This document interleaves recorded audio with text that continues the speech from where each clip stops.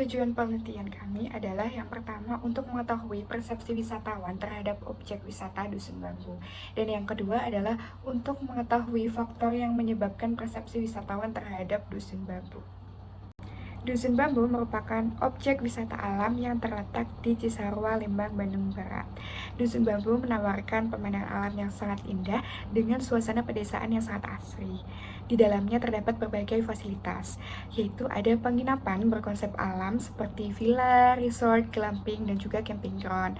Ada juga restoran dengan pemandangan alam seperti Lutung Kasarung dan Burangrang. Lalu ada tempat bermain dan area outbound yang biasa digunakan untuk berkreasi para wisatawan. Ada juga danau buatan yang menjadi spot ikonik dari Dusun Bambu. Lalu yang terakhir ada spot foto instagramable yang biasa dinikmati oleh para wisatawan saat berkunjung di Dusun Bambu.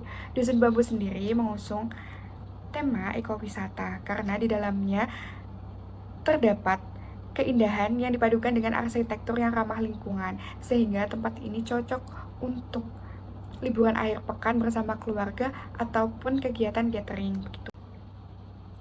Selanjutnya yaitu adalah metode penelitian. Dalam metode penelitian adalah poin yang pertama, number of respondent. Untuk melakukan penelitian persepsi wisatawan terhadap objek wisata Dusun Bambu, kami menggunakan metode kualitatif dengan mewawancarai 6 orang wisatawan, yaitu Azmi, perempuan berusia 18 tahun, Tri laki-laki berusia 68 tahun, Yudi laki-laki berusia 50 tahun, Nita perempuan berusia 22 tahun, Aurel perempuan berusia 30 tahun, dan Andre laki-laki berusia 25 tahun. Dari ke-6 orang tersebut, terdapat 4 orang yang datang berkelompok lebih dari 3 orang, yaitu ada Azmi, Tri, Yudi, dan Aurel. Sedangkan yang datang berkelompok kurang dari 3 orang ada Nita dan juga Andre. Poin yang kedua adalah sampling method. Untuk penelitian kami mencari 6 orang wisatawan yang ada di kawasan Dusun Bambu tanpa ada spesifikasi kriteria tertentu dalam mewawancarainya. Jadi kami hanya mengambil sampel random untuk mewawancarai wisatawan yang ada di Dusun Bambu. Selanjutnya adalah tools use-nya.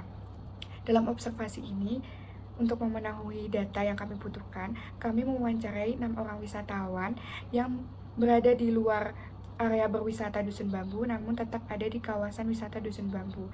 Jadi kami tidak mengganggu wisatawan saat berwisata untuk wawancara begitu. Dan kami juga mewawancarai pihak pengelola, yaitu dari tim marketing Dusun Bambu begitu.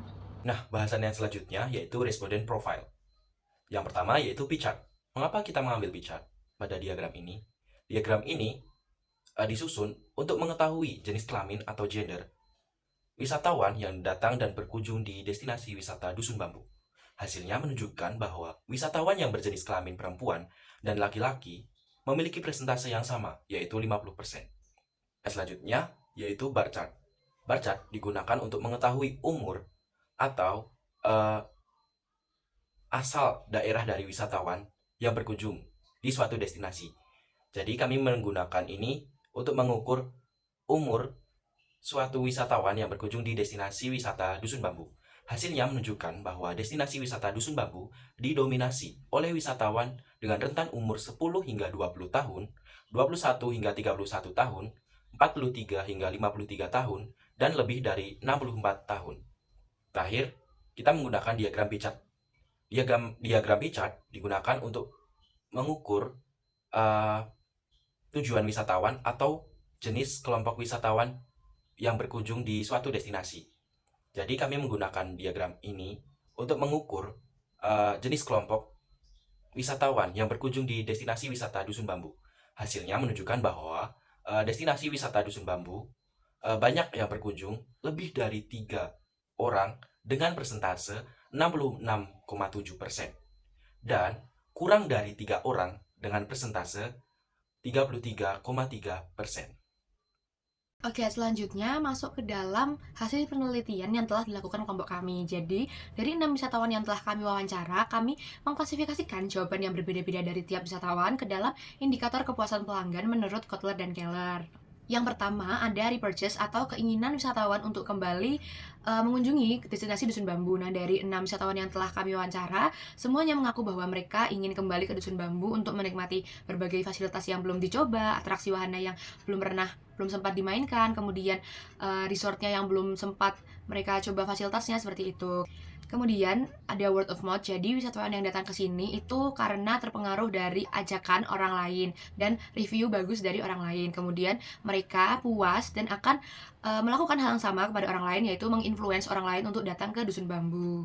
Kemudian adanya brand image, yaitu saat kami menanyakan kepada wisatawan tentang image Dusun Bambu di benak mereka, mereka menyatakan bahwa Dusun Bambu identik dengan penerapan sustainable tourism-nya. Kemudian adanya arsitektur bambu yang khas yang tidak ada di destinasi lain. Kemudian inovasi yang dilakukan Dusun Bambu setiap tahunnya yang membuat wisatawan itu terus-menerus ingin kesini, ingin berkunjung kembali. Lalu ada juga adanya promosi di media sosial dan website yang mempermudah wisatawan dalam mencari informasi. Masuk ke dalam kualitas produk. Nah, dari 6 wisatawan yang kami wawancara, 5 diantaranya merasa mereka puas dengan kualitas produk di Dusun Bambu, yaitu diantaranya kerjasama Dusun Bambu dengan Bluebird untuk memudahkan transportasi wisatawan. Kemudian juga ada tersedianya shuttle agar wisatawan tidak merasa lelah berjalan kaki. Kemudian kebersihan yang sangat terjaga di berbagai tempat. Lalu adanya pelayanan fasilitas yang maksimal karena di beberapa tempat seperti resort itu hanya terbatas kuotanya. Jadi wisatawan yang mendapat kuota tersebut itu merasa sangat puas atas pelayanan dari staf-staf dan fasilitasnya. Kemudian adanya penerapan SOP keamanan yang membuat wisatawan merasa nyaman dan aman saat bermain wahana.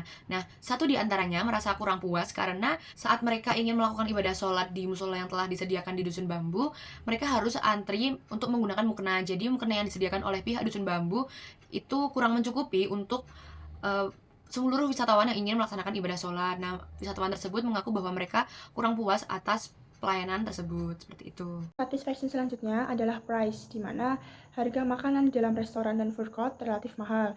Ada pula penginapan yang disediakan namun jumlahnya terbatas, yang membuat harganya mahal, namun sesuai dengan kualitas yang diberikan. Selanjutnya adalah kualitas pelayanan. Pelayanan yang diberikan sini cukup jelas dan cepat, mulai dari staf yang ramah, banyak senyum, dan sangat informatif bagi para pengunjung. Ada pula voucher yang dapat ditukarkan menjadi minuman atau souvenir ke Dusun Bambu. Yang terakhir adalah faktor emosional, di mana wisatawan yang membeli tiket bus akan merasa terpuaskan karena akan mendapatkan tiket gratis ke dalam Dusun Bambu. Yang terakhir, wisatawan merasa senang dan adil karena tidak adanya jalur fast track di dalam wahana Dusun Bambu. Berikutnya, ada average yang telah kami dapatkan dari hasil wawancara kami, yaitu wisatawan lebih fokus pada faktor kualitas pelayanan dibandingkan oleh faktor emosional yang dapat dirasakan oleh pengunjung. Kenapa begitu? Karena kualitas pelayanan yang diberikan oleh Dusun Bambu sendiri sangat amat memuaskan wisatawan, mulai dari staf yang ramah dan staf yang sangat informatif bagi pengunjung. Selanjutnya adalah kata kunci. Kata kunci ini saya ambil dari indikator variabel kepuasan yang telah dijelaskan oleh Olivia Karisa. Lanjut, yang pertama itu persepsi wisatawan terhadap kualitas produk itu bervariasi, seperti penyediaan Bluebird Shuttle sebagai sarana transportasi, toilet bersih, dan SOP keamanan wahana yang ketat. Itu mendukung kepuasan berwisatawan, sedangkan kurangnya beberapa detail dalam kualitas produk menimbulkan komplain dari wisatawan. Kedua, wisatawan beranggapan mereka mendapatkan kualitas pelayanan yang baik dan sangat memuaskan dari destinasi Dusun Bambu. Yang ketiga, wisatawan berspekulasi bahwa mereka akan kembali mendatangi atau repurchase destinasi Dusun Bambu untuk mencoba fasilitas dan produk yang belum mereka coba di kunjungan pertama. Nah, selanjutnya ada rekomendasi. Kalau yang dari wisatawan, yang pertama itu penyediaan detailing fasilitas seperti payung dan mukena. Kenapa harus payung dan mukena sih? Di Dusun Bambu itu, teman-teman, areanya tuh luas dan sangat terbuka. Kenapa payung? Cuacanya itu juga nggak menentu, kadang panas, kadang dingin, kadang hujan.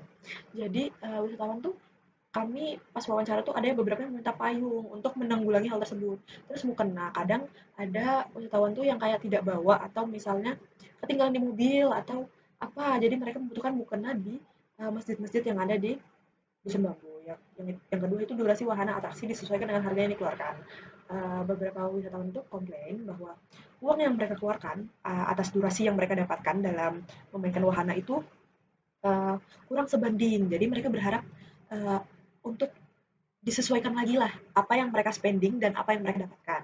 Terus dari kami sendiri, rekomendasi dari kami, Dusun Bambu ini tidak cocok untuk difabel atau orang lanjut usia karena Dusun Bambu ini tipe destinasi yang harus dieksplor. Mereka luas totalnya aja itu 28 hektar. Bayangin ada lansia atau difabel yang harus kita tuntun atau kita dorong pakai kereta dorong gitu.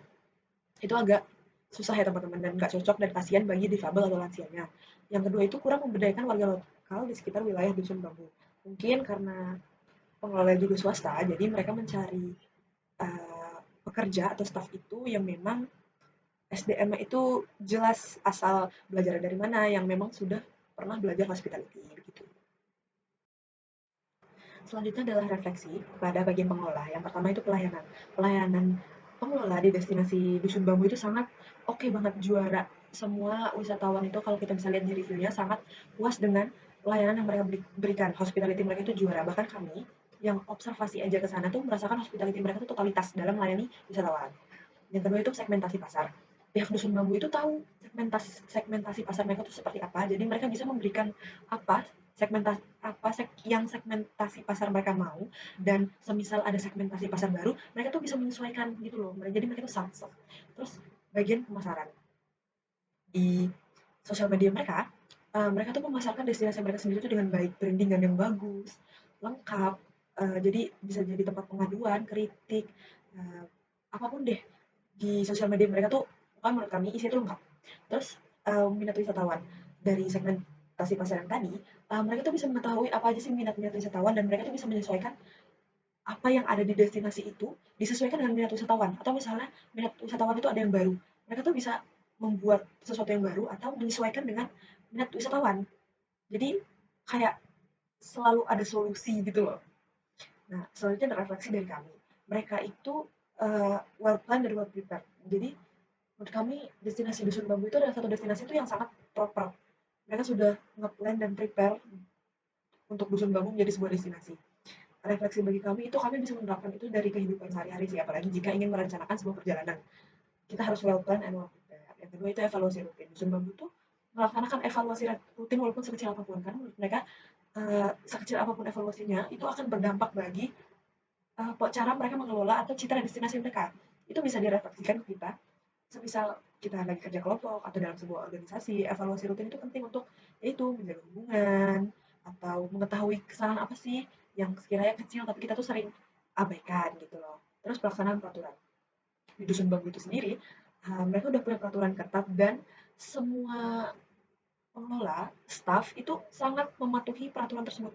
Dan wisatawan hampir 90% itu juga sangat uh, patuh kepada peraturan tersebut karena kan sudah diimbau dari sosial medianya kalau mereka punya peraturan yang seketat itu, dan wisatawan tuh kayak legowo aja untuk mematuhi peraturannya, makanya peraturannya bisa dilaksanakan dengan baik gitu loh. Itu juga jadi refleksi buat kita kalau kita membuat atau mengikuti peraturan itu harus dilaksanakan dengan baik agar pelaksanaan peraturan tersebut tuh dapat berdampak yang baik pula. Terus yang terakhir belajar menghadapi responden. Uh, Pihak Dusun Bambu itu sangat tanggap dalam merespon responden apapun, masalah pelayanan, masalah komplain, masalah atau misalnya wisatawan memuji, itu mereka tuh sangat cepat tanggap gitu loh. Mereka kayak hospitality mereka tuh nomor satu. Seperti misal di review kalian bisa lihat kayak review Google gitu, kalau misalnya ada yang komplain itu mereka tuh sangat rendah hati gitu loh. Iya, ini salah kami. Oke, kami akan A, kami akan B, kami akan C. Mereka tuh selalu ada jawaban dan cara menanggulangi kritik atau saran sekecil apapun gitu loh. Itu jadi pelajaran juga sih buat kami. Misal kami menghadapi lagi observasi menghadapi pihak yang kami observasi, atau kami menjadi wisatawan atau kami menjadi pengelola nantinya, itu sangat menjadi refleksi untuk kami. Terakhir, keterkaitan mengenai indikator kepuasan wisatawan dengan persepsi wisatawan. Dari data lapangan yang telah kami klasifikasikan berdasarkan indikator kepuasan Kotler, kami menyimpulkan bahwa persepsi wisatawan terhadap Dusun Bambu dan kami implikasikan dalam teori Murphy yang menyatakan bahwa persepsi itu dibentuk dari 4 fase. Fase pertama yaitu saat wisatawan melakukan perencanaan perjalanan sebelum ke Dusun Bambu, meliputi mencari tahu atraksi, mencari rute, aksesibilitas, dan menyiapkan kebutuhan yang dibutuhkan saat ada di destinasi. Yang kedua, saat mereka sampai tapi belum memasuki wahana, meliputi apakah rute yang mereka lewati itu bagus, menyenangkan, pemandangannya indah, seperti itu, dan waktu tempuh. Yang ketiga, saat mereka telah memasuki area atraksi, meliputi bagaimana pelayanannya, ketersediaan wahana atau atraksi yang sudah dicari, dan ketersediaan fasilitas pendukung seperti F&B. Dan juga SOP yang baik itu termasuk ke dalam fase ini. Yaitu fase terakhir di saat mereka meninggalkan destinasi. Meliputi timbulnya kritik dan saran atas apa yang telah mereka rasakan. Terus mereka menyesuaikan ekspektasi awal dengan pengalaman yang telah mereka rasakan setelah berkunjung ke Dusun Bambu. Lalu mungkin mengisi review dan menyebarkan pengalaman mereka ke individu atau kelompok lain. Seperti itu.